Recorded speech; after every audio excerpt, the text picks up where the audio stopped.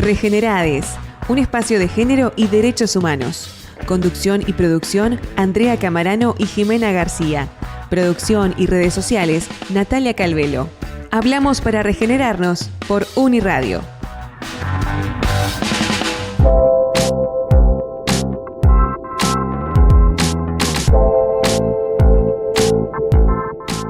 Durante siglos, la religión fue sostén emocional, refugio y explicación del mundo. El sermón, el rezo, la confesión. Pero con el tiempo ese lugar se resignificó. La consulta pasó del sacerdote a la psicología, la misa a la sesión de terapia y el rosario a la carta astral o al péndulo. La búsqueda de sentido no desapareció, se mudó de templo. Hoy, sin embargo, asistimos a una nueva mutación. La fe se reconfigura en pantallas. Influencers que a lo Paulo Coelho reparten frases motivacionales como si fueran mantras universales. Astrología por Reels, espiritualidad en TikTok, oráculos en formato podcast y más allá. Ahora también se le reza al algoritmo. Gente que consulta ChatGPT como si fuera un oráculo de Delfos moderno, esperando que la máquina les devuelva certezas absolutas, aunque en realidad no sean más que textos estadísticos con buena prosa, y encima, adoptados a lo que quieras escuchar. Lo curioso, y quizás hasta preocupante, es que se reproduce la misma dinámica de poder. La palabra dicha con convicción se vuelve palabra sagrada. La opinión se presenta como verdad revelada. Y así como antes se obedecía al cura, hoy se siguen rituales de coaching, de autoayuda o de terapia virtual sin cuestionar demasiado. En esto resuena algo muy conocido para las mujeres, el mansplaining. Mansplaining, sí, lo tienen clarísimo, ¿no? Ese fenómeno tan cotidiano donde un hombre explica con total seguridad algo que una ya sabía o incluso sabía mejor. No es tanto lo que se dice, sino cómo se dice, con esa convicción que convierte la opinión en dogma. Y claro, el fenómeno no queda fuera del feminismo. Hoy también tenemos influencers feministas que con buena intención o con un ojo en el algoritmo terminan ofreciendo frases hechas de empoderamiento como si fueran versículos y mantras que suenan emancipadores, pero que muchas veces se convierten en un nuevo mandato. Por supuesto que el problema no es el feminismo, justamente, todo lo contrario, este es necesario y urgente. El problema es cuando se convierte en marca personal y se enuncia con el mismo tono de certeza incuestionable que antes tenía el cura en el púlpito o que hoy tiene el coach de autoayuda. Porque incluso una consigna feminista, si se vacía de política y se llena de likes, puede terminar funcionando como palabra sagrada, más que como herramienta de transformación. Estamos en la era del individualismo, del plástico, de lo superficial, de las apariencias en las redes sociales y los deber ser o arquetipos sociales a flor de piel. Desde una mirada feminista podemos preguntarnos, ¿qué hay detrás de estas nuevas formas de fe? ¿Qué relaciones de poder sostienen? ¿A quién beneficia que sigamos buscando gurúes que nos digan qué hacer con nuestra vida? Tal vez la tarea esté en politizar la búsqueda de sentido, en transformar la necesidad de certezas en una herramienta colectiva, en vez de entregarla, una vez más, a la lógica del mercado, ya sea de las iglesias, de las terapias milagrosas o de los algoritmos disfrazados de dioses. Bienvenidas, bienvenidos a un nuevo programa de Regenerades y hoy... Bienvenida Jimena García, ¿cómo te extrañé? Solo falté un programa, amiga, te calmas. No importa, es un montón. Igual salió bien, ¿no, Nati? Salió tremendo, les agradezco un montón, no saben lo que fue ese día, me agarró una gripa de esas terribles, así que nada, les agradezco muchísimo a mis amigas y compas de este proyecto hermoso y a todas las personas que trabajan en esto, por salir a la cancha así con todo y salió un programa tremendo, así que vayan a escuchar el Regenerades anterior, si no lo escucharon todavía. Pero sí, Regenerades somos tiempo. Las tres y claramente siempre faltaba algo, así que bueno, bienvenida y precioso de poder estar ahora todas. Y bueno, con esta columna, con esta editorial, esta editorial que siempre lo hacemos desde con una coherencia como tenemos este programa sobre los influencers del arma y el algoritmo del deber ser, como le hemos titulado, arrancamos este 6º programa de Regenerades que ha volado en este 2025. Estamos muy contentas de estar acá en Uniradio. En octubre, ¿entienden? O sea, no entiendo nada. ¿Qué onda? Es un montón. Hay pelusas por todos lados. Sí, claro, la primavera ya vino con todo, por supuesto, es lo que hay. Y sí, las alérgicas estamos muy contentas. No, la mejor época esta, ¿eh? Pero sí, hermosa la primavera. Así que bueno, arrancamos con todo en este programa. Y vamos a tener el gusto en unos minutos nada más de conversar con Stephanie Kreger, teóloga feminista, así que ya vamos a ir entrando en la entrevista central porque en este programa mutamos el orden tradicional. Luego viene Tania Rodríguez con su columna Históricas, Mujeres que hicieron historia, donde vamos a conversar un poquito sobre el Día Internacional contra la Explotación Sexual y el tráfico de mujeres, niñas y niños. Y esas mujeres históricas que resisten a la historia desde abajo. Así que con esta venta y ahora el tema que eligió Jimena García, nos vamos. Bueno, a ver. Los temas que elegí hoy tienen como un hilo conductor. Entonces, bueno, como acabamos de pasar la marcha de la diversidad hace poquito, y demás, y bueno, acabamos de pasar el mes en agenda de la diversidad, claro, la diversidad son todos los días, digamos, pero bueno, elegí 2 temas que en particular en mi recorrido personal vinculado con estos temas y en la militancia fueron como muy significativos. Uno es del año 2009 de Ana Prada, se llama Soy Pecadora, es un himno para muchas mujeres lesbianas y bisexuales, así que bueno, también Ana Prada una gran referente para todas, sí.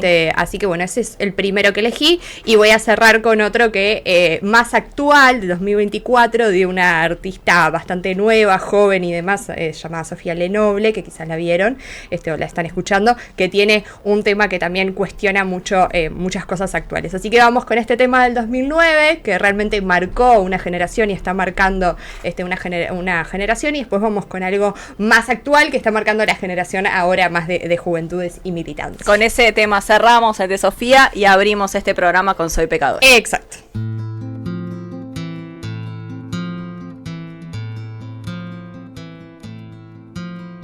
Soy pecadora, los santitos huyen de mi agenda. Soy mala, madre de todos los pecados. Perra, perra mala.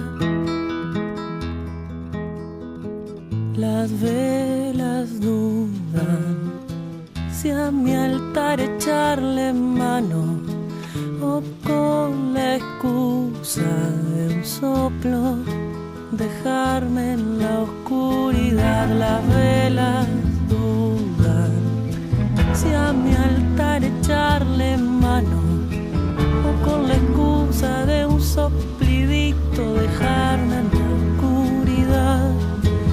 Haber sabido que tu amor me dejaba de este lado, igual me hubiera animado, porque no doy marcha atrás.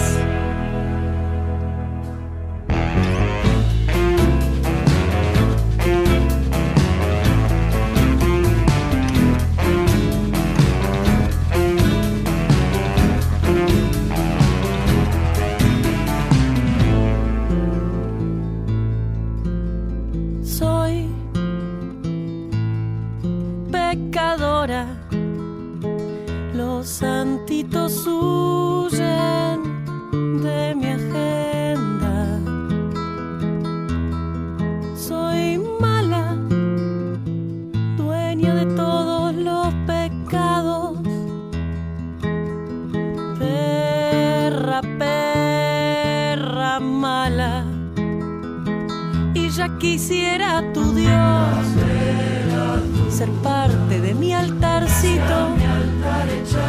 aunque parezca chiquito, de placeres sabe más.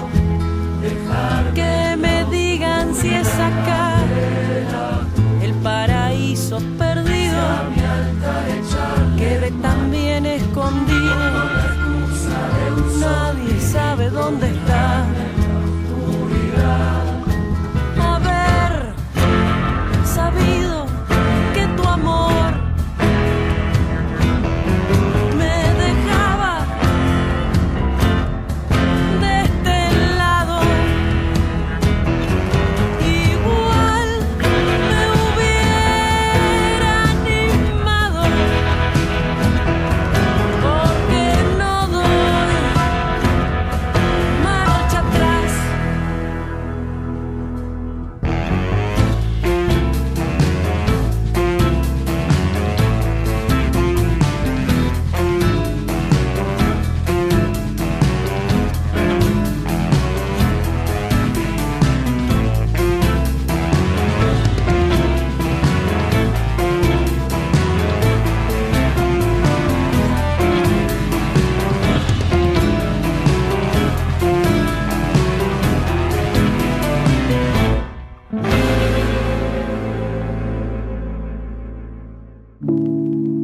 Ahora, la entrevista central en Regenerades. Hoy en Regenerades, como les adelantábamos, abrimos un espacio para conversar sobre fe, feminismos y resistencias. Porque hablar de teología feminista no es solo hablar de religiones, también hablar de poder, de cuerpos, espiritualidades y también de derechos humanos. Nos acompaña para eso Stephanie Kreer, teóloga feminista y protestante con una trayectoria que cruza formación académica en Alemania y Argentina, un trabajo territorial y producción cultural. La conocemos también por su participación en medios comunitarios y espacios radiales y en proyectos como Los dioses están locos y Fe en la resistencia. También por su mirada crítica sobre los discursos religiosos que legitiman desigualdades y bueno, y por eso vamos a conversar sobre teología feminista, resistencias, los modos en que la fe puede contribuir a los derechos humanos. Buenas noches.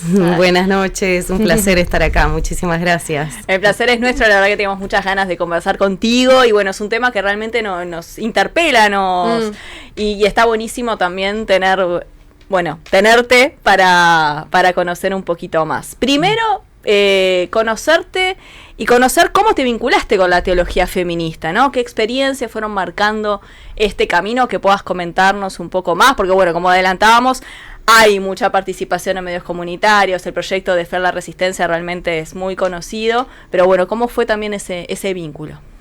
Bueno, yo de adolescente, como a los 12 años, iba a una iglesia y de pronto enviaron una pastora. Y entonces esa fue la primera vez que yo conocí una pastora mujer y me congregué en una iglesia en donde había una pastora mujer. Y eso fue de un fuerte impacto, porque no era solo que de pronto había otro adelante, claro, sino que de pronto había otra persona que además generaba una dinámica completamente diferente de toda la comunidad. Porque para la iglesia cristiana no solo es importante lo que se predica, sino que también es importante lo que la iglesia es en cuanto a organización, lo que la iglesia encarna desde su comprensión existencial de la fe, digamos. Entonces, de pronto, que haya una mujer al frente, cambió totalmente la experiencia comunitaria para todas las personas que estábamos participando. Eso fue un fuerte impacto en mi vida. Claro. Y bueno, así después me decidí a estudiar teología, estudié en Alemania, estudié en Buenos Aires, en una facultad ecuménica, que significa que es una facultad de muchas iglesias, es decir, que no estamos todos de acuerdo los que estamos compartiendo la capacitación y el salón de estudios, sino que estamos de acuerdo en ser diferentes, en que haya diversidad, en pensar distinto, y sin la necesidad de tener que homogeneizarnos en ese ejercicio, sino justamente intercambiar.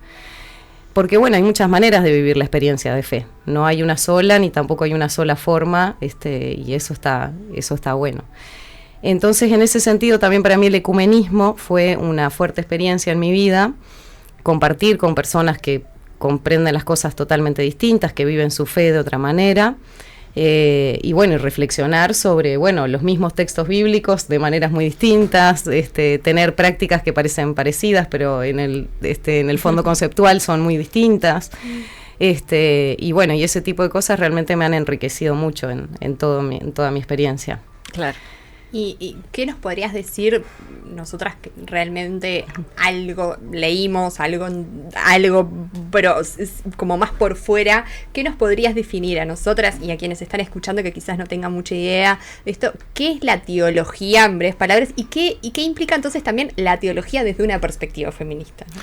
Bien, bueno, la teología es la manera de conceptualizar la experiencia existencial de la fe. O sea, es como la manera de racionalizar eso que, la manera en que nos vinculamos con esa dimensión trascendente, con la deidad, con lo divino, con Dios, madre, padre, le podemos llamar de muchas maneras, hermana, amiga, ¿por qué no? Entonces, la teología lo que hace básicamente es estudiar en parte la Biblia, en parte la historia, de la manera en que durante diferentes momentos de la historia se ha leído los mismos textos bíblicos, los textos que son considerados sagrados cuando uno los lee desde la fe. Sí. Después también estudia psicología, tiene muchas herramientas para el acompañamiento pastoral. También se estudia, ciencias sociales, porque se entiende que las ciencias sociales en diálogo con los textos bíblicos, hacen lo que se llama, la teología sistemática, que es, digamos, leer el contexto, no solamente hablar sobre, textos bíblicos y sagrados que pueden quedar como en un plano medio irreal, sino realmente considerar también a las ciencias sociales, a las humanidades, para nuestro análisis de la actualidad y poder entender en esos términos también nuestra experiencia existencial desde la fe y qué es lo que tenemos para transmitir. Digo, por ejemplo, los derechos humanos es una de las herramientas fundamentales en este tipo de abordaje teológico. Entonces, quizás también se conoce la teología feminista como una teología de la liberación, que viene como del movimiento más o menos de los años 60, vinculado a la educación popular, quizás eso sí es una referencia.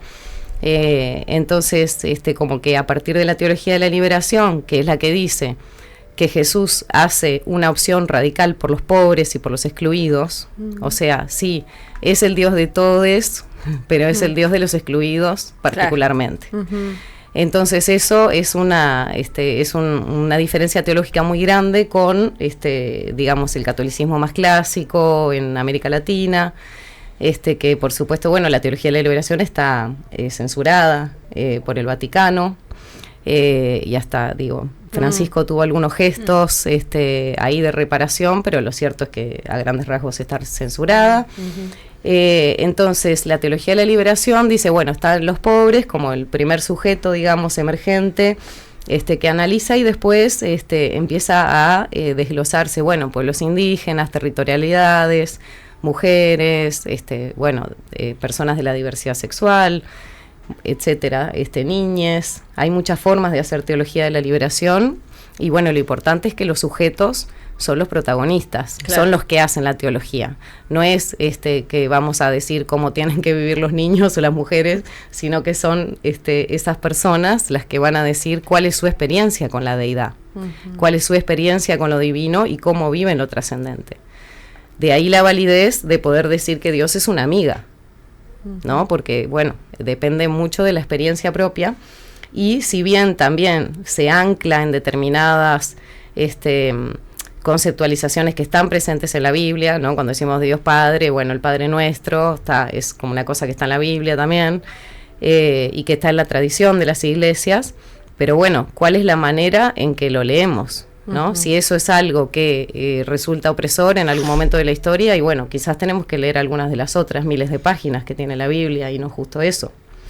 O sea, uno de los primeros pasos de cuando uno hace teología bíblica, digamos, teología feminista, bíblica, de la liberación, el primer paso es la selección de los textos bíblicos. ¿Qué es lo que vamos a leer hoy en la comunidad? ¿Qué es lo que vamos a compartir por internet? ¿Qué es lo que vamos? O sea, el primer paso es seleccionar de ese libro gigantesco, qué vamos a leer, qué vamos a compartir y en qué vamos a insistir.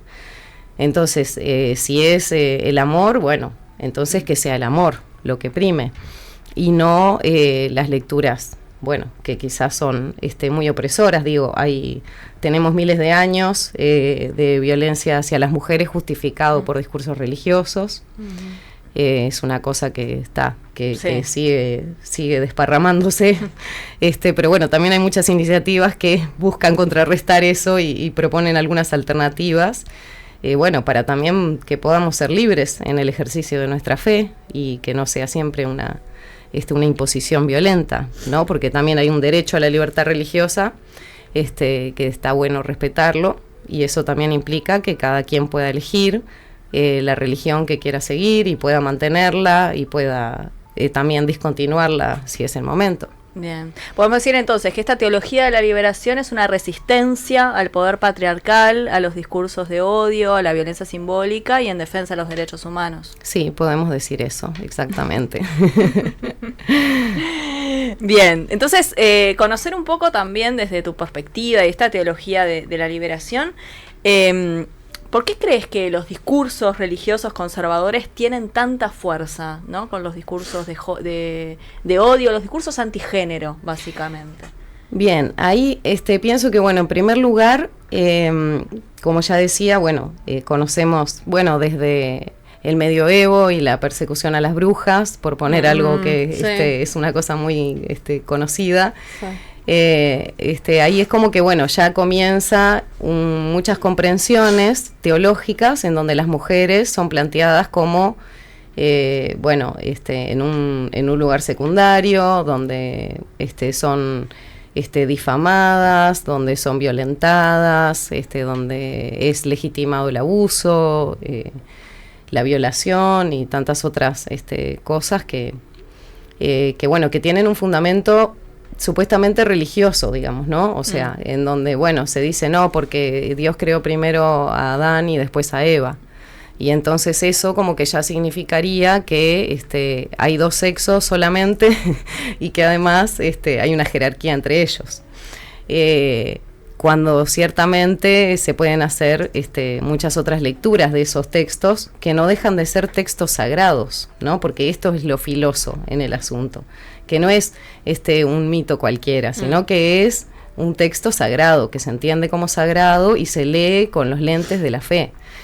Entonces, a veces nos pasa que hay presupuestos con los que se abordan el texto bíblico que terminan justamente en este tipo de lecturas, que son lecturas discriminatorias, que son lecturas que están en contra de la justicia y en contra de la igualdad, y entonces a partir de ahí, bueno, se legitima que, bueno, que la mujer fue la pecadora, que fue la que hizo caer al varón en pecado, y que no sé qué, y entonces a partir de eso se construye todo un andamiaje teológico doctrinal, más bien, como decían en el editorial, que justamente solo está para oprimir a las mujeres y en favor del patriarcado. Entonces, si nosotros ese mismo texto bíblico lo abordamos desde otro lugar y entendemos, por ejemplo, que en la tradición judía dice, bueno, sacó una costilla y hizo la mujer de la costilla, claro, lo que eso significa no es que sea menos, sino que lo que significa es que la está creando a la par. Entonces, sin embargo, bueno, nuestra lectura nos dice, no, tenemos tan incorporado el otro chip que no, es imposible. Sí, sí. Incluso hay otro texto, hay otro relato de esa creación en donde crea al varón y a la mujer.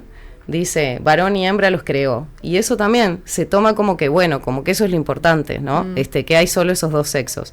Y en realidad lo que está proponiendo es una humanidad mancomunada. O sea, y en equidad, y en equilibrio, y en el compartir.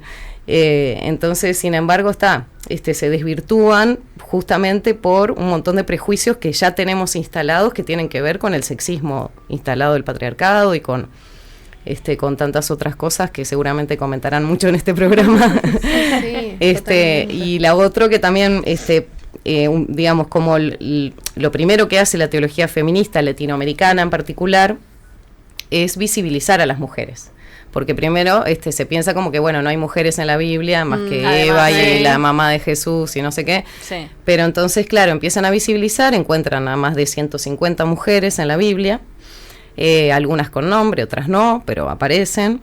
Y entonces a partir de esa investigación, digamos, de esa emergencia, de esos nuevos sujetos, se puede empezar a desarrollar entonces narrativas en contra de esos discursos hegemónicos, porque lo loco es que uno va a una iglesia y en general hay un varón adelante y unas cuantas mujeres sentadas escuchando, ¿no? Entonces, si ese varón que está ahí adelante no tiene perspectiva de género o de generación, no va a poder generar una lectura que sea realmente inclusiva, que considere por lo menos a las personas que están ahí, ¿no? Entonces, ese tipo de herramientas en realidad son bastante fundamentales, digo, para todas las cosas, en particular ahora hablando de la iglesia, pero lo loco es que, claro, que son, en general, los dirigentes son varones, cuando la mayoría de las participantes son mujeres. Claro. Entonces, como en tantos otros lugares. Como en tantos otros lugares, por supuesto. Sí, que la pregunta es ¿por qué, no? O sea, ¿cómo es que llegamos a construir esto? En el sentido de que, bueno, también cómo podemos llegar a deconstruirlo y generar espacios distintos y que, bueno, animar a las mujeres que levanten la voz y que tomen la palabra para poder hacer eso. Pero quiero decir que entonces en esto de visibilizar a las mujeres, que sería como el primer paso, porque también, ¿qué pasa? A veces en la iglesia es como que, bueno, sí, tenés que identificarte con Moisés, tenés que identificarte con Jesús, tenés que identificarte con Jonás, no sé qué, te cuenta una historia y tenés que identificarte con el personaje masculino, ¿no? Y bueno, entonces esta primera ola, digamos, de la teología latinoamericana feminista, lo que hace es justamente empezar a rescatar esas figuras de mujeres y decir, bueno, pero fíjense que las que anuncian la resurrección de Jesús, que es como un momento extremadamente importante en la historia de Jesús, son las mujeres. Y las que van a anunciarle a los discípulos, que supuestamente eran todos varones, son las mujeres. Entonces, hay un protagonismo que también los evangelios, especialmente, que son Mateo, Marcos y Lucas y Juan, dan a las mujeres en particular. Ahora, ¿qué pasa? El tema es cómo después la iglesia durante la historia va a leer eso. Porque la iglesia no está exenta de su contexto patriarcal, ni está exenta de, de todas estas otros instrumentales de opresión. Entonces, bueno, ¿de qué manera se puede también construir comunidad sin reproducir el patriarcado? O sea... Y en ese sentido, por ejemplo, en tu recorrido, ¿no? Desde que, bueno, empezaste a acercarte, ¿no? Como contabas, bueno, la primera vez que fui a este espacio y a hoy, ¿no? ¿Qué desafíos ves en cuanto a, bueno, mujeres y disidencias? Si ves que hay avances, si ves que hay retrocesos, como que... También en esto de la vuelta de olas conservadoras que tenemos, los discursos antigénero en la región y demás. ¿Cómo ves ahora qué desafíos pueden enfrentar mujeres y disidencias en las comunidades religiosas, ¿no? Desde que empezaste hasta ahora, ¿qué cambios ves? Sí, todavía hay muchos lugares que no reconocen a las pastoras a las mujeres como pastoras. Hay lugares que ellas no pueden ocupar ese lugar, digamos que sigue siendo una cosa de los varones. Sin embargo, también hay muchas otras comunidades que han cambiado sus situaciones y sus circunstancias y se han volcado, justamente pienso que en parte por la comprensión de derechos humanos que tienen y la perspectiva de género que han logrado introducir también en sus lecturas, que sí están abiertas a compartir y también justamente en esto que decía de que, bueno, la iglesia no es solo lo que predica, sino también la manera en que se organiza. Entonces, si nos organizamos de una manera equitativa, bueno, estamos también transmitiendo esa equidad que entendemos es a la que también estamos llamados y llamadas. Por ejemplo, ahora, nosotros previo al 8 de marzo siempre hacemos una oración ecuménica, ahí en la iglesia que está al lado de la Intendencia, en la Iglesia Metodista Central, en donde, nos juntamos de diferentes iglesias y de ahí surgió un grupo de feministas cristianas que, nos dedicamos a, hacer algunos contenidos para redes y algunas producciones audiovisuales. Y también hacemos un trabajo con trabajadoras sexuales y sus hijos y personas en situación de calle, familias migrantes. Hay muchas cosas que digamos, nacieron de ahí y se fueron vinculando. También hacemos una oración ecuménica previa al 20 de mayo, y que se hace en Rodó y Minas, y en el NOPSUR, en Parroquia Universitaria, y también ahora hicimos este año, previo a la Marcha de la Diversidad, en la Iglesia Metodista de la Aguada, una oración ecuménica por todas las personas de la diversidad, y después fuimos juntos a la marcha. Así que bueno, les traje un regalito de ese evento, que bueno, la verdad que estuvo muy bueno, porque justamente, bueno, de eso entendemos qué es lo que se trata, ¿no? Claro. O sea, si bien, bueno, hay muchos lugares que son, que no está bueno, bueno, sí hay otros lugares que sí están buenos. Nosotros hacemos bendiciones nupciales de personas de la diversidad sexual, o sea, ese tipo de cosas en general no hay ningún problema. Después, lo que también hay una pastoral específica de mujeres que se hace y se trabajan los temas de género y se trabajan, bueno, intentamos en realidad que la perspectiva de género sea transversal a todo lo que hacemos. Claro.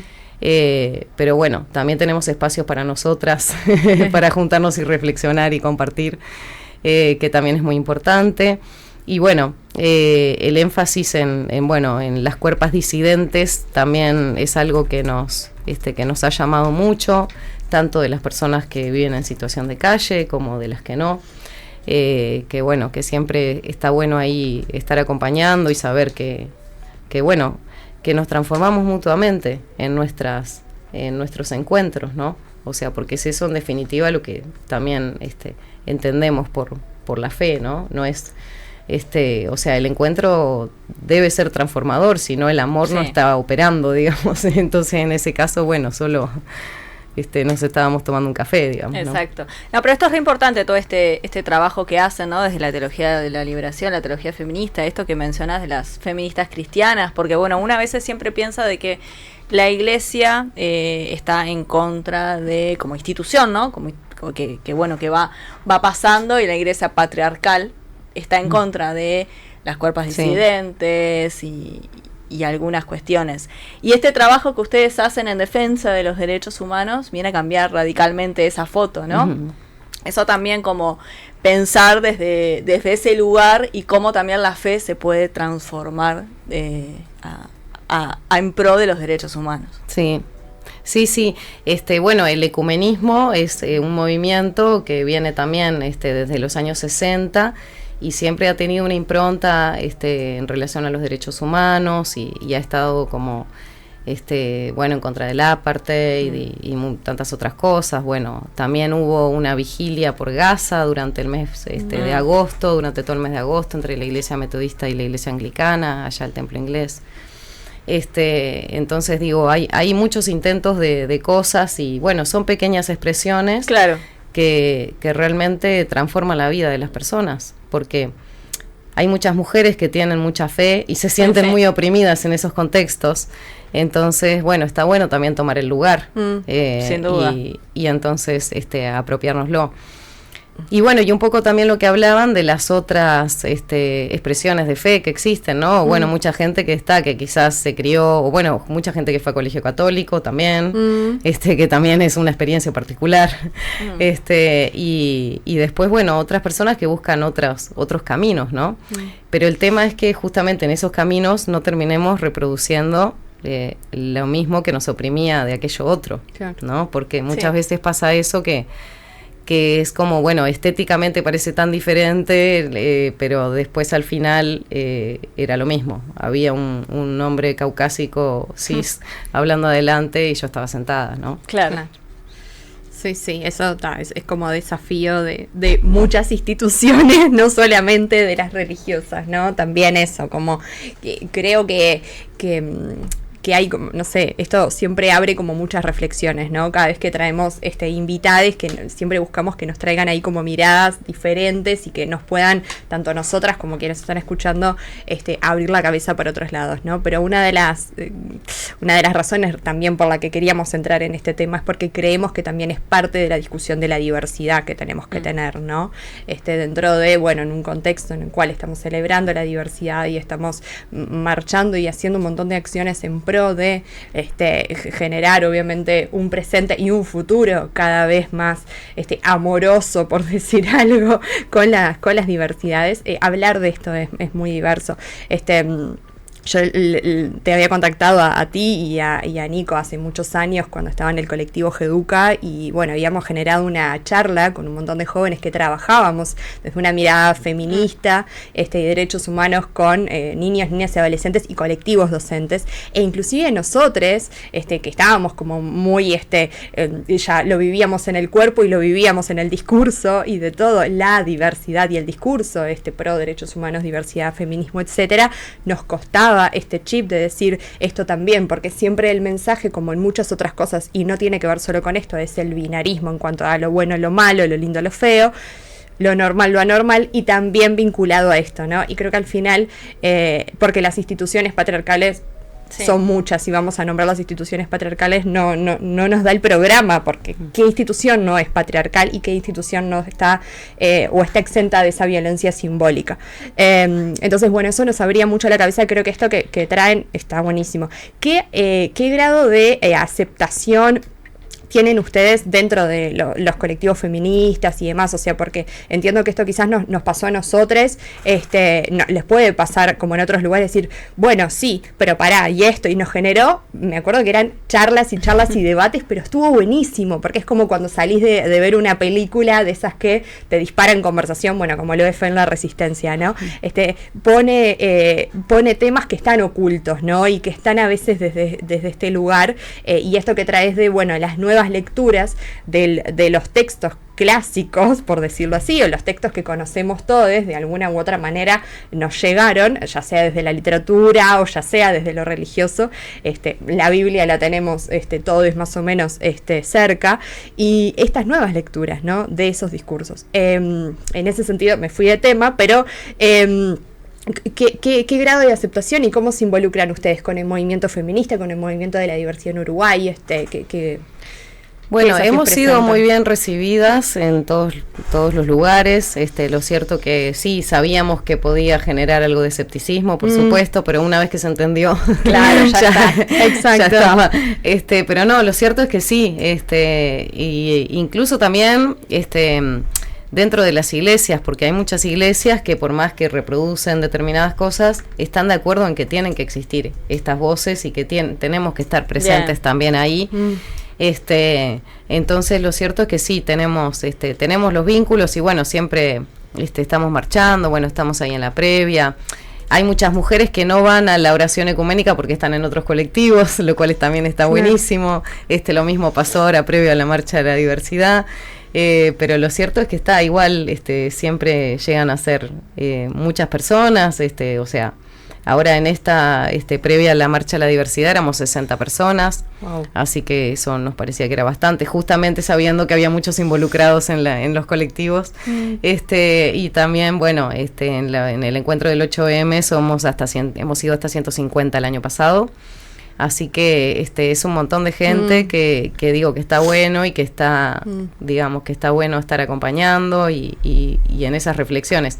Incluso en la marcha del 8M, muchas personas salimos a marchar y me dijeron, yo nunca había ido a la marcha, pero ahora que voy con la iglesia, quiero seguir yendo. Entonces es como que una cosa que a mí me llamó muchísimo la atención, porque yo me imaginaba que esa persona habría ido a todas las marchas y que no quería ir con la iglesia, claro, sino que quería ir con algún otro colectivo, y sin embargo no. Entonces también está bueno eso, considerarlo como, bueno, parte de la diversidad y de lo multifacéticas que somos las personas. Sí, totalmente. Mismo en este colectivo que les hablaba, bueno, habían personas, sí, que habían o transitado por colegios católicos o, bueno, colegios judíos, lo que sea, y que estaban como muy peleadas en sí mismas con esto. Decían, no, si yo soy esto, no puedo ser esto y no sé qué. Y me acuerdo que esa charla o ciertas cosas que estuvimos conversando fueron acercando a, bueno, puedo convivir con esto, y esto puede convivir desde esta otra lectura, digamos, ¿no? Podemos resignificar esto. Así que bueno, ahí como mucho. Sí, sí, totalmente. Bueno, y también una cosita sobre lo que decías del dualismo. Ciertamente la teología cristiana más antigua, digamos, de los primeros siglos, es una teología que no es dualista para nada. O sea, en ningún momento se había hablado de la separación del alma del cuerpo del espíritu, sino que somos seres íntegros. Entonces, cuando Jesús muere en la cruz, no muere en apariencia, no muere su alma, muere todo su ser. Entonces, en realidad eso es una cosa totalmente opuesta al pensamiento de la época que se llamaba el gnosticismo, que tiene influencia, bueno, de Grecia y qué sé yo, de Roma, pero justamente en realidad el cristianismo al principio es una alternativa a esa comprensión dicotómica del mundo, de que el mundo es malo, de que Dios está separado del mundo, el mundo es malo, tenemos que combatir el mundo, que son en realidad los discursos que aparecen hoy día también entre los grupos antigénero. Sí. Es exactamente ese mismo razonamiento gnóstico que viene del siglo I. Entonces, claro, en realidad si uno se pone a confrontar a la interna, tampoco son cristianos esos discursos. Pero digamos, como que hay que hilar fino también en eso. Y bueno, y por otro lado, la polarización que generan estos discursos, ¿no? O sea, porque es bueno, eutanasia. No, bueno, ¿estás a favor o en contra? Claro, aborto, sí. ¿Estás a favor o en contra? No hay grises, no es sí o no. Pero no es esa discusión, Claro, o sea, claro. es como, bueno, a ver, no tenemos nada para decir sobre la muerte, no tenemos nada para decir sobre el bien morir, claro. o sobre el bien vivir. Exactamente. o no podemos acaso escuchar qué es lo que le está pasando en determinadas situaciones a determinadas mujeres, ¿no? Entonces siempre hay como, bueno, buscar parámetros que polaricen, y bueno, entonces bueno o malo, etcétera, etcétera, cuando ciertamente no es esa tampoco ni siquiera la invitación del Dios de Jesús. Totalmente. Claro. Ir más allá, reflexionar, es una cuestión más filosófica y no ese blanco o negro, claramente. Para ir cerrando, que nos encantaría seguir conversando, pero el tiempo es tirano en radio. ¿Qué mensaje te gustaría dejarle a quienes están buscando quizás una espiritualidad propia, fuera de estos marcos tradicionales, comprometida con la equidad de género y los derechos humanos, en virtud de todo lo que estuvimos conversando y la experiencia que tienen desde la teología feminista? Bueno, la experiencia que venimos transitando y que vamos construyendo también en conjunto es una experiencia que podríamos decir es una experiencia profética, una experiencia en donde, bueno, estamos llamadas a levantar la voz ante la injusticia, ante la inequidad. Y bueno, y pienso que si algunas personas se sienten afín a esto, están invitadas a acercarse y a buscar, y bueno, y también quienes ya estén en comunidades religiosas, de no importa cuál religión, también puedan darse el lugar, tomar la palabra, hacerse protagonistas de su propia experiencia existencial, ¿no? De lo que la fe conlleva. Y también la manera en que esas convicciones se cristalizan en acciones concretas, ¿no? Que pueden ser, de ayuda al prójime, o pueden ser, de escuchar un rato a una amiga que está con ese mambo, qué sé yo. Hay muchas formas, pero pienso que está bueno, sí, acercarse y intercambiar. Y que también el tema deje de ser tabú, ¿no? Porque si no nos estamos de vuelta metiendo pisando de vuelta el mismo palito, de no visibilizar, de no verbalizar y de no de dejarnos de vuelta, de postergarnos otra vez. Así que bueno, muchísimas gracias por la invitación, la verdad, un gustazo. Y bueno, para lo que precisen, estamos por ahí. Particularmente yo estoy en el barrio de La Aguada, ahí en Lima, entre Batovivas y Galuppi, en la iglesia metodista de La Aguada. Y bueno, y de ahí, si alguien está interesado, puede participar, pero como les digo, pienso que cada quien desde su lugar puede estar generando esa transformación. Y bueno, y también nos encuentran en las redes de Fe en la Resistencia, de Espacio Bar, Voluntariado, Arte y Reflexión. Y bueno, no sé qué. Bien. Por ahí. Y por ahí en alguna marcha, en alguna calle, Seguro en que algún sí. algo. Stephanie Kreger, muchísimas gracias por estos minutos en Regenerades. Un gustazo hablar contigo. Muchas Gracias a ustedes.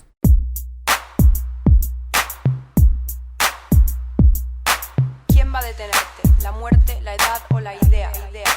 ¿Quién va a detenerte? ¿Quién va a detenerte? ¿La muerte, la edad o la idea? ¿Quién va a detenerte?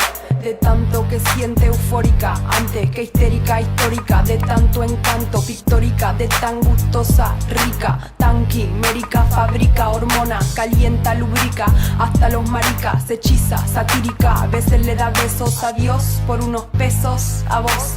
Gracias por ser como sos, y te va, la salida te indica, irónica, es una estética con poética, con la base que suena y cinética y simpatiza con el tipo de tu lírica, pero a vos ni te ubica, te desubica, sube acá y sube acá, wow, hacia adivinanza gitana, no tiene un método, lo hace con quiromántica, no tiene un título, tiene lencería erótica, se pone romántica, un poco afónica, un poco histriónica, te enferma de forma crónica, primero te da forma, después te deforma, de tanto que sabe te informa, con pocas normas, piensa en la reforma, Transformers se transforma y con el ritmo cambia la forma, forma la fila y aniquila, de forma atea, gracias a Dios es atea, gracias a Dios. De tan histérica, histórica, antes que histérica, histórica, de tanto que siente eufórica, antes que histérica, histórica, de tan histérica, histórica, de tan histérica, histórica, antes que histérica, histórica, de tanto que siente eufórica, antes que histérica, histórica, de tan histérica, histórica. Sin bikini con química, te lo dice, te lo dice, te lo dice. Sin bikini con química, te lo dice, te lo dice. 4, 5, 6, sin bikini con química, te lo dice con mímica, cero mística, pura física de este lado, para que me miren y no me toquen desde este punto, para que se acerquen pero no sofoquen, de arriba o abajo, para que me enfoquen, para que empiecen a probar, que me provoquen y le invoquen y no me toquen, se siente el espíritu, invoquen, móvete Ken, no sumen, no resten, signifiquen, multipliquen, moritequen, somos adultos pero hay versiones muy villiquen, oh, es cuestión de tu gen, gente que te aplaude por aplaudir, público bobo como mono, no sabe a quién seguir, no sabe a quién elegir, no hay candidato ni candidata, son todas ratas, mentira las encuestas, por eso yo, por eso yo, por eso yo, por eso yo, por eso yo, por eso yo, y voy, el voto anulo, me postulo, voy a ser presidenta, el petróleo no será para la venta, el gas es nuestro para la gente friolenta, cuando sea presidenta Argentina se reinventa, de tan histérica, histórica, antes que histérica, histórica, de tanto que siente eufórica, antes que histérica, histórica, de tan histérica, histórica, de tan histérica, histórica, antes que histérica, histórica, de tanto que siente eufórica, antes que histérica, histórica, de tan histérica, histórica.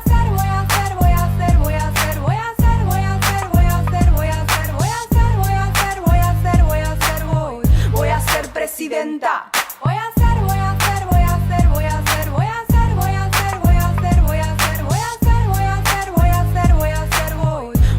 bien la cuenta. Voy a hacer.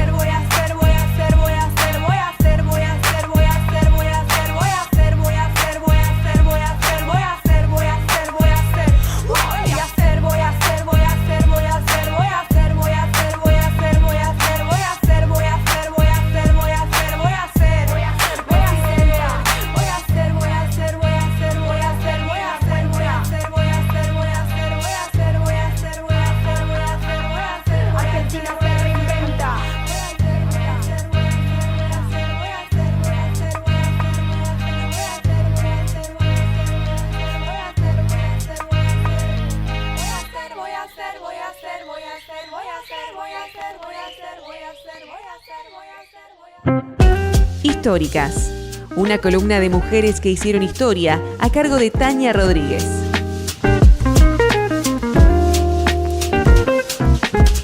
escuchábamos recién la canción Históricas de la argentina Sara Eve, que sacó hace poquito un nuevo disco, así que está por ahí en plataformas para escuchar. Y bueno, que da paso a la columna de Tania Rodríguez, sí, que hoy nos va a estar hablando a partir del 23 de septiembre, que fue el Día Internacional contra la Explotación Sexual y el Tráfico de Mujeres, Niñas y Niños.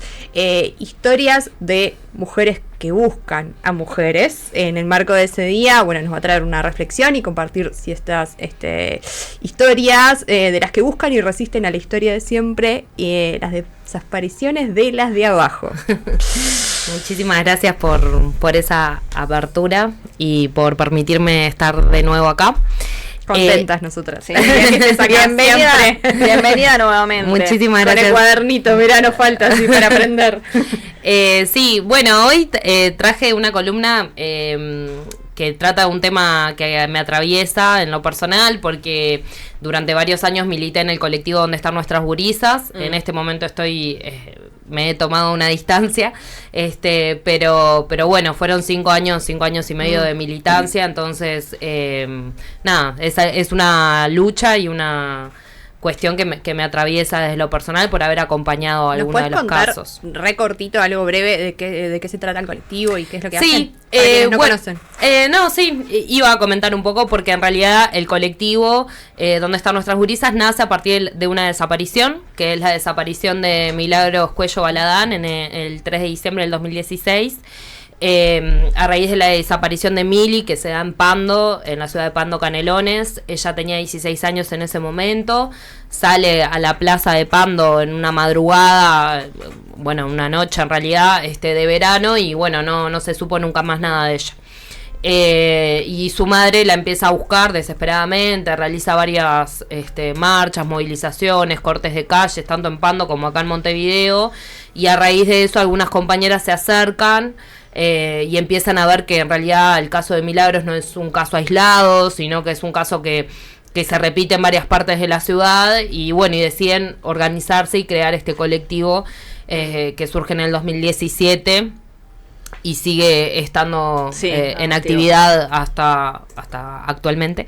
Y bueno, y entonces yo me sumé, el colectivo se funda en el 17 y yo me sumé en el 2018, entonces estuve ahí hasta el año pasado. Y bueno, en realidad quise tomar la fecha reciente, que fue el 23 de septiembre, como decía Sima recién, que es el Día Internacional contra la Explotación Sexual y la Trata de Niñeces y Adolescencias. También tenemos el 30 de julio, que es el Día Mundial de Lucha contra la Trata de Personas. Son 2 fechas importantes, pero septiembre tiene a su vez como una relevancia por ser esta fecha, y también porque existe en Argentina una organización que nosotras en su momento, con Donde Están Nuestras Gurisas, logramos traerlas acá a Uruguay, que es la organización Madres Víctimas de Trata, que bueno, se encarga justamente de buscar a sus hijas y familiares, y ellas toman esta semana de septiembre como una semana de visibilización y de lucha por no más trata, digamos, es como la consigna ahí de la semana. Entonces me pareció importante traerlo en esta idea de las mujeres que buscan, ¿no? Porque claro, la columna se llama Históricas, y es como que a veces, por ejemplo, la columna anterior fue sobre el 8 de marzo y como las luchas de repente más vinculadas al feminismo, a la historia del feminismo, y estas mujeres no necesariamente están tan asociadas necesariamente a la lucha feminista como tal, y son temas que a veces están invisibilizados dentro de nuestras reivindicaciones, pero no hay nada más feministas que mujeres que buscan mujeres, o sea, sin duda, no tienen que identificarse como, exactamente, con una bandera, ¿no? Y además algo que la experiencia nos ha dejado es que varias madres, tanto Nancy Baladán, la madre de Mili, como Elizabeth Techera, que es un poco la historia que voy a compartir hoy, siempre retratan esto, que han sido los colectivos feministas las que las han acompañado a buscar a sus hijas, ¿no? Cuando el Estado, las autoridades, la policía les ha negado y les ha cerrado puertas una y mil veces, hemos sido las mujeres, hemos sido las feministas las que hemos estado ahí. Y entonces un poco como este homenaje, si se quiere, a esas mujeres que son históricas, tanto por la lucha que llevan adelante como por la resistencia, ¿no? A pesar del dolor. Y ahí, bueno, en realidad quería traer como primero un aporte, que es que Uruguay tiene desde el año 2018 una ley contra la trata, contra la prevención y combate a la trata de personas, que es la ley 19.643. Cuando hablamos de trata, me parece importante mencionarlo, nos referimos a la captación, el traslado y la retención de personas con fines de explotación. Ya puede ser explotación sexual, como explotación laboral, trabajo forzado, etcétera. Y bueno, en el caso de Sudamérica, como es un tema atravesado por la violencia de género, más del 80% de los casos víctimas de trata somos mujeres, ¿no? Mujeres o niñas. Entonces ahí se puede ver que es un problema que atiende a una desigualdad de género estructural. Y ahí, bueno, como estaba hablando ya, el colectivo ¿Dónde están nuestras gurisas? Nace a partir del caso de la desaparición de Mili, que hoy Milagros tendría aproximadamente 25 años. Ella estaba en una situación de explotación sexual, que es, obviamente, es perseguido por la ley, ¿no? El caso de explotación sexual de menores. Y esta situación pasa a tornarse a la luz, digamos, a partir de su desaparición y de la lucha de su madre, que desde un primer momento había señalado a algunas personas responsables de este caso, personas hombres, ¿no? Que se sabía o se empezó a conocer a partir de la investigación de Nancy, porque Nancy, frente a la inoperancia policial, que incluso le llegaron a decir que fuera ella a buscar información a bocas de droga, Nancy es una mujer que ha buscado a Mili y la sigue buscando, pero hasta ahora la ha buscado en los 19 departamentos del país, ha ido a prostíbulos en la zona de frontera, ha cruzado frontera, zona de Brasil, Argentina, la ha buscado en los lugares más peligrosos que podemos pensar, y ella ha ido ahí, ha cuestionado a narcos para saber sobre el paradero de su hija, a tal punto que la han llegado a amenazar de muerte por esas búsquedas, ¿no? Y frente a esto, la parte del Estado ha sido el silencio y la inoperancia permanente. Y entonces, bueno, en realidad este caso de Mili logró tener algún tipo de, digamos, de movilización en el año 2019 a raíz de una denuncia que se hace en el Instituto de Derechos Humanos, que la lleva adelante, la denuncia colectiva la lleva adelante Dónde están nuestras gurisas, en el que se presenta tanto el caso de Mili como de otras 5 mujeres, que son Florencia Barrales, Sandra Cortazo, Jennifer Mironi y Ana Paula Echenique. Todas ellas desaparecidas entre el 2008 y el 2018, y bueno, casos que tenían ciertas similitudes vinculados a explotación sexual y trata de personas, y bueno, el colectivo presentó esta denuncia como para visibilizar la trata en Uruguay, ¿no? Y la lucha de estas familiares por saber el paradero de sus hijas, de sus hermanas. Y bueno, a raíz de eso, en el 2019, en octubre, se logra procesamiento de 3 hombres que explotaban sexualmente a Milagros, o que estaban también metidos en esa red de explotación en la zona. Y ahí, bueno, traigo el otro caso que es un poco es el caso de Florencia Barrales Techera, que desapareció el 25 de marzo del 2019. Florencia en ese momento tenía 19 años. Su madre, Elizabeth Techera, la busca incansablemente desde ese momento.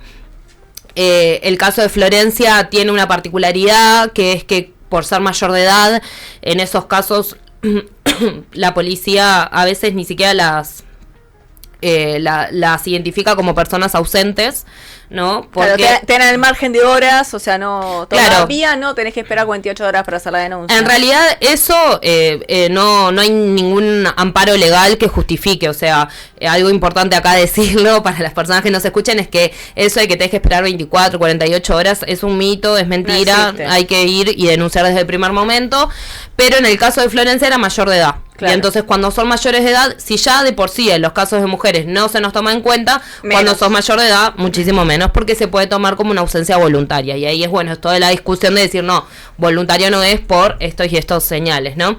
Pero en el caso de Florencia también es importante tener en cuenta que ella ya venía de una situación compleja, a los 14 años había sido secuestrada por narcos, había sufrido abuso, de ese momento que había vuelto a aparecer después, ella empezó a tener un consumo problemático, entonces estaba en una situación de vulnerabilidad que más allá de los 1000 intentos de Elizabeth por intentar ayudarla y sacarla de esa situación, lo cierto es que el Estado no logró dar respuestas que atendieran efectivamente a esas necesidades de esa familia.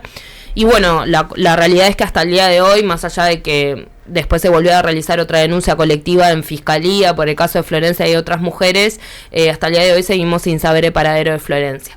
Ambos casos, tanto el de Florencia como el de Emily, son casos que están vinculados a la explotación sexual, una explotación sexual que empieza ellas siendo menores, por lo tanto no podemos hablar de trabajo sexual, es explotación sexual, y estaban sumergidas, digamos, en una red de explotación, ¿no?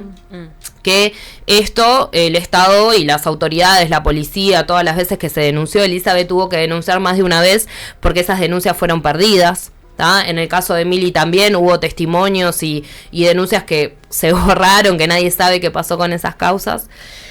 Pero bueno, más allá de eso, algo que me parece sumamente importante traer es, en este caso yo para poder hacer esta columna del día de hoy me comuniqué con Elizabeth, le pedí dentro del tiempo que ella pudiera, me mandara como algunos audios con algunas informaciones y algunas preguntas sobre ella. Elizabeth, esta mamá que busca, es oriunda de Rocha.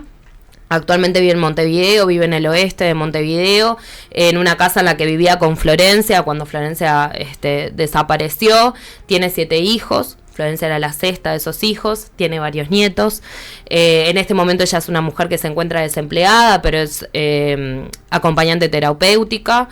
Y bueno, en ese proceso de búsqueda, las primeras denuncias fueron en la comisaría, como estaba diciendo.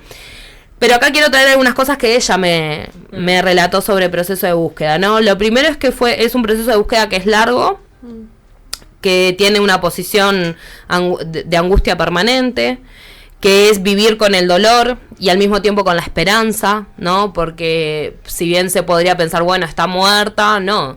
En el corazón de una madre permanece constantemente la esperanza, ¿no? De que aparezcan y que aparezcan con vida. Y que para ella es importante someterse al proceso, ¿no? Y esto ella lo dice también para las otras madres o familiares de no abandonarse ni abandonar la búsqueda, porque si no son ellas las que llevan adelante esta búsqueda, lo cierto es que nadie las va a buscar. Y ahí, bueno, ella trae esto de que es un proceso en solitario, desde el punto de vista del apoyo que debería existir por parte del Estado. En uno de los audios me compartió algo así como que pasaron 3 presidencias, ¿no? Y la espera de ella por saber sobre el paradero de su hija continúa. Ahí destaca la solidaridad del colectivo donde están nuestras gurisas y algo que me parece importante, que es el que somos las mujeres que apoyamos a otras mujeres, ¿no? Y eso es lo que ella siente y le queda de este proceso de búsqueda. Y bueno, ahí me trae también como un poco a colación algo que me parece importante. Bueno, estamos acá en el espacio de la radio universitaria, y es que también ha tenido apoyo del espacio jurídico de la UDELAR, ¿no? Entonces ahí también como el rol y la importancia de la universidad para poder acompañar estas causas sociales y estas luchas. Y bueno, nosotros en Uruguay no contamos con una organización tan fuerte de madres como si en otros lugares, como de repente en México, que están las madres buscadoras o madres rastreadoras, que son madres que buscan a sus hijos, ¿no? Secuestrados en su gran mayoría por el narcotráfico. Al igual que acá, ¿no? Porque algo que no mencioné y es importante traer es que estas redes de trata y explotación sexual están sumamente vinculadas al narcotráfico. Y justamente cuando nosotros vamos a ver quiénes son las chicas que desaparecen, son chicas pobres, de barrios periféricos, en situaciones de vulnerabilidad o con familias en situación de vulnerabilidad. Por lo tanto, son puntos, digamos, objetivos de las redes de narco, ¿no? Y que a partir de diferentes dispositivos logran captar a estas chiquilinas que están en situación de vulnerabilidad. Y bueno, en realidad es un poco eso, o sea...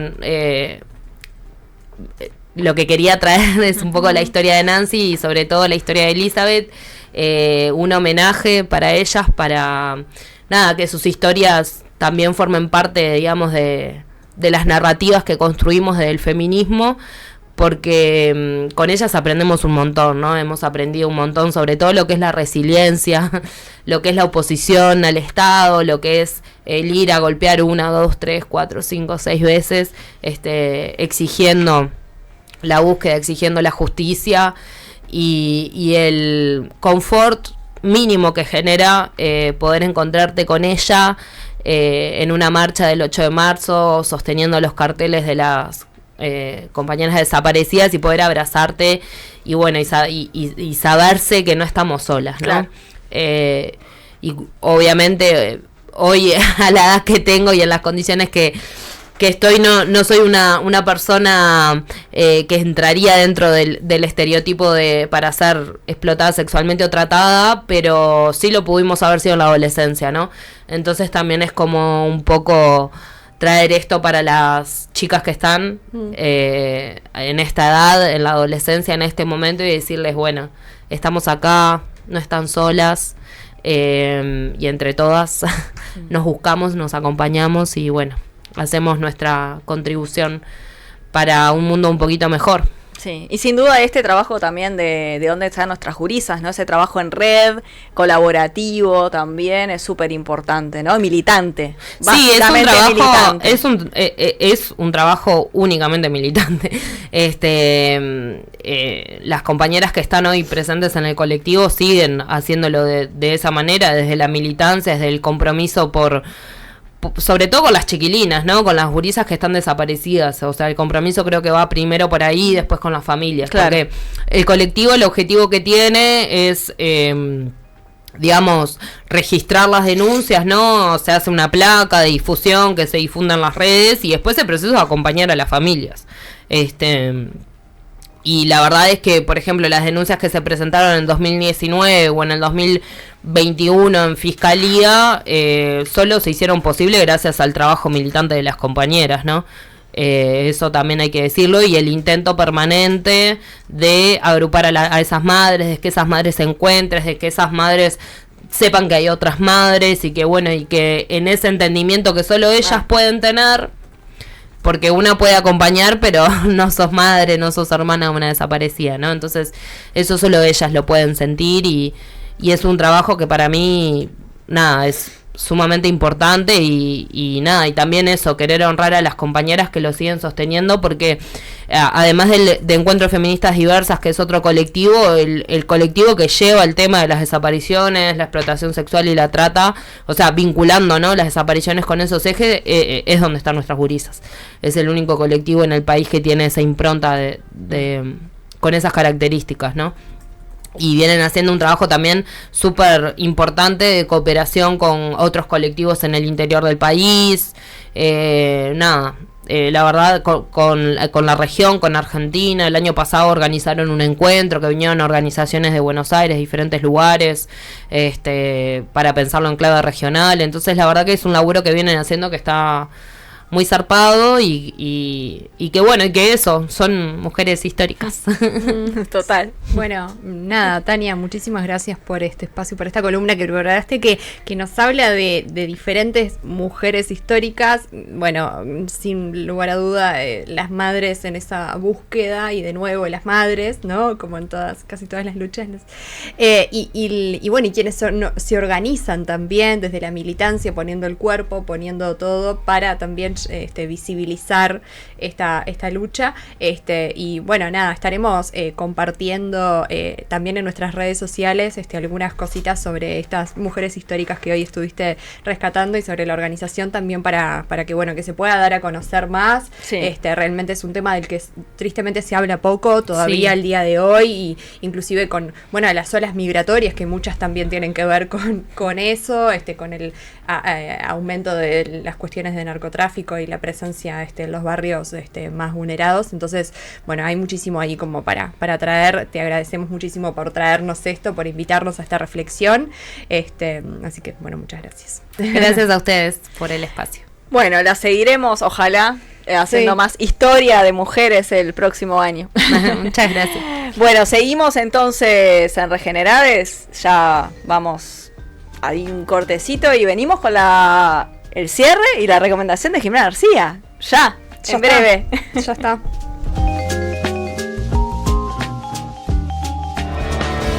Hablamos para regenerarnos por Uniradio.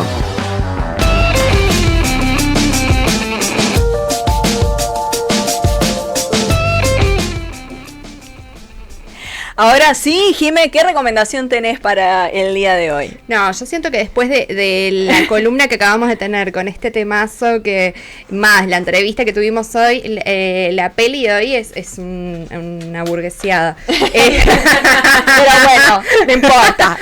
Necesario para distraerse a veces. Claro, es como bueno, vamos a salir un poco de esto. La recomendación porque de hecho ahora que estaba pensando eso, estaba pensando en otra peli, que solo la voy a nombrar, no voy a dar como mucho detalle, pero bueno, que vimos hace poco, justo nosotras con Andre y Nati fuimos a verla al cine, La mujer de la fila, que protagoniza ahora la Nati Oreiro Dorada, y que bueno, nada, habla un poco y muestra también una lucha de mujeres organizada y cómo son las mujeres las que van a ver a sus familiares privados de libertad y todo lo que implica y cómo son ellas las que llevan esa lucha. Ahora justo me acordé de esa peli. Y a partir de ese caso, el colectivo, ¿no? Y a partir de eso que surge un colectivo de madres y familiares vinculado con eso en Argentina, que de hecho una de ellas aparece al final de la película ahí haciendo un cameo. Así que nada, esa ya aprovecho también aprovechamos a recomendar. Película. La fuimos a ver y la verdad que de esas que uno sale como con mucha reflexión, mucho debate y de nuevo poniendo temas que están poco hablados y visibilizados. La peli súper hamburguesada que traigo hoy es una peli noruega que se llama La peor persona del mundo, ¿tá? Que la encuentran en alguna de las plataformas comerciales, que es de una chica, Julie. Esta película recibió varias nominaciones al Oscar y premios en Cannes y todos estos festivales. Y lo interesante de esta película, escrita por mujeres, dirigida por mujeres que tienen como una visión bastante centrada en eso, nos muestra cómo en un mundo donde hay un estado de bienestar muy presente, es una peli noruega del 2021, una chica que va transitando sus 20s y sus 30s, termina en un país en el que tenemos una salud pública presente, un Estado presente, un aborto legal, educación sexual en las escuelas, termina estando en muchos embretes que tenemos las mujeres en muchos otros lados, ¿no? Y termina teniendo conversaciones ya con un feminismo mucho más instalado, mucho más naturalizado en las conversaciones, en todo, termina siendo como como un pasaje de encuentro personal con diferentes etapas y decisiones, que bueno, es bastante interesante de ver y genera también como esta cuestión de, bueno, cuando lo tenemos todo lo que se supone que queremos tener, que igual estamos hablando de países que tienen todo eso a costa de otros, pero bueno, eso es otro tema, pero cuando tenemos todo ese estado de bienestar, como igual esa supuesta panacea del bienestar y de la felicidad nos genera también mucha crisis, ¿no? Y genera mucha crisis. Entonces, bueno, la peli un poco ahonda sobre ese tema de qué difícil el caos y qué difícil el no caos, ¿no? Que cómo estamos en este mundo tan acostumbrados a el movimiento, al ritmo, la resolución de problemas constante, que también ese estado de pleno bienestar también es caótico, ¿no? Entonces, bueno, tiene como ahí unas salidas filosóficas, un guión muy, muy bueno, muy original escrito, y una película que es medio como una narración, es como ir leyendo un libro, porque se va dividiendo en capítulos, y va abordando, bueno, su relación con la sexualidad, con las temáticas varias que rodea el feminismo, de una manera como bastante natural, teniendo en cuenta este contexto, ¿no? Así que bueno, les traigo esa peli para que vean y después nos puedan comentar. Se llama La peor persona del mundo. Perfecto, y bueno, y nos vamos entonces ya. Con esto cerramos. Voló el programa del día de hoy. Nos reencontramos el 4 de noviembre. No, o sea, ¿qué? Es como... No puedo creer. Voló el año. Un montón. Y nos vamos bueno, ya que estuvimos hablando en el programa mucho de temáticas de la diversidad, porque acabamos de cerrar el mes emblemático en nuestro país de la diversidad, vamos a cerrar con un tema de un artista joven no solamente en años, sino también en presencia escénica y demás, pero que está pisando fuerte, Sofía Lenoble. Su tema se llama No hablo de todos y es del 2024, donde plantea, bueno, algunos temas como la hipocresía de quienes se identifican desde el discurso y no desde la práctica, o se contradicen en el propio discurso. Por ejemplo, quienes aclaran, bueno, yo estoy afín con la diversidad, pero yo soy heterosexual, te lo aclaro por las dudas. Bueno, ese tipo de cosas ella las va agarrando, cosas que fue escuchando, y compone una canción que lo que busca es expresar la desilusión con quienes se presentan con valores modernos, sociales o feministas, pero luego eso no se aplica tanto. Es algo como que nos puede tocar en algún punto a todos, ¿no? Porque también estamos llenos de contradicciones, pero también apunta a cierto nicho, así que me parece que podemos cerrar con esa canción. Perfecto, entonces, antes agradecerle nuevamente a Diego Varela Calzada en los controles, a Sofía Sicabo en las cámaras y a Natalia Calvelo en las redes sociales y en la producción. Así que nos vamos, y también recordarles para que por favor nos puedan seguir en las redes, en @regenerades. Ahí estamos en Instagram, donde además de las promociones de los distintos programas, posteos, recomendaciones, también los videos y la columna de Tania, si no la escucharon, la pueden volver a escuchar también allí en las redes.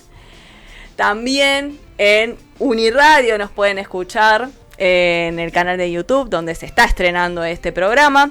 Y las redes de las redes de Uniradio. Gabriela Lambert en las redes de Uniradio. Pero en todas las redes sociales. Regenerades, Uniradio, canal de YouTube de Uniradio y canal de YouTube de Regenerades. Ahí pónganle me gusta, comentarios, así. Crece el algoritmo. Justamente, crece, los likes, a nosotras nos viene muy bien justamente eso. Por la editorial. Porque bueno, esto es un programa hecho con mucho amor y mucha autogestión. Así que, no, ahora sí, nos vamos con No hablo de todos. Hasta la próxima. Mira quién viene ahí, es esa nueva especie que hay hoy, totalmente diferente a la anterior. ¡Qué emoción! Ya llegó.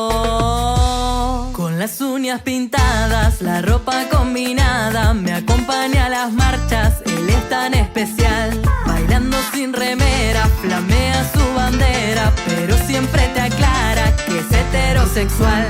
Se toma una cerveza en medio de la fiesta, de a poco su cabeza empieza a cambiar. Mira quién viene ahí, es de la misma especie a la anterior, se hace la diferente y no cambió. ¡Qué miedo! Ya llegó. Se vuelve insistente, actúa diferente, capaz que con un beso deja de molestar. No entiendo en qué momento le di permiso a esto, pensé que estaba claro, amigos nada más. Creo que fue mi culpa, resuena en mi cabeza, estoy contra la pared. No me puedo mover. No hablo de todos, te hablo a vos. Te haces el deconstruido y al final sos el peor. No hablo de todos, te hablo a vos. Te haces el deconstruido y al final sos el peor. ¿Dónde está tu discurso feminista? ¿Dónde están tus talleres de equidad? No hablo de todos, te hablo a vos. Te haces el deconstruido y al final sos el peor. No hablo de todos, te hablo a vos. Te haces el deconstruido y al final sos el peor. Falso aliado, vos sos el más opresor.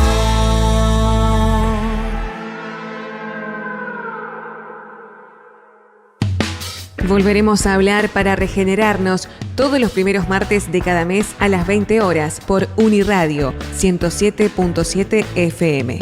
Conducción y producción, Andrea Camarano y Jimena García. Producción y redes sociales, Natalia Calvelo. Operación técnica, Diego Varela Calzada. Locución, Jimena Crujeira. Regenerades, un espacio de género y derechos humanos.